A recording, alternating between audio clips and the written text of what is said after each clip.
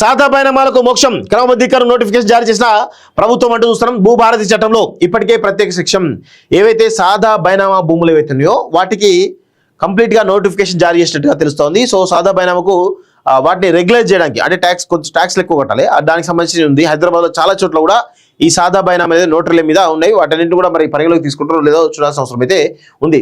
తెల్ల కాగితాలపై రాసుకున్న భూ కొనుగోలు ఒప్పందాల సాదా బైనామా క్రమబద్ధీకరణకు రాష్ట్ర రెవెన్యూ శాఖ బుధవారం నోటిఫికేషన్ జారీ చేసింది. 2020 అక్టోబర్ 12 నుంచి అదే ఏడాది నవంబర్ 10 వరకు వచ్చిన దరఖాస్తులను క్రమబద్ధీకరిస్తామని తెలిపింది. భూభారతి చట్టం సెక్షన్ 6లోని సబ్ సెక్షన్ కింద సాదా బైనామా పత్రాలను క్రమబద్ధీకరించినట్టు పేర్కొంది.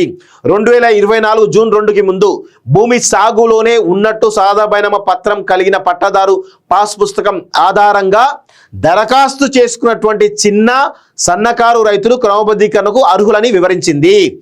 కనీసం 12 ఏళ్లకు పైగా భూమిని ఆధీనంలో ఉంచుకున్న వారి దరఖాస్తులను క్రమబద్ధీకరిస్తామని తెలిపింది. దీని ప్రకారం రాష్ట్రంలో 9.80 లక్షల దరఖాస్తులకు మోక్షం లభించే అవకాశం ఉంది. గత చట్టంతో న్యాయ వివాదం అంటూ కూడా చూస్తా ఉన్నాం. సో మొత్తానికైతే ఈ రాష్ట్ర ప్రభుత్వం సాదా బైనామాలకు సంబంధించినటువంటి ల్యాండ్స్ పైన నోటిఫికేషన్ జారీ చేసింది. దీనివల్ల చాలా మంది రైతులు బెనిఫిట్ అయ్యేటువంటి అవకాశాలు చాలా స్పష్టంగా కనబడతా ఉన్నాయి.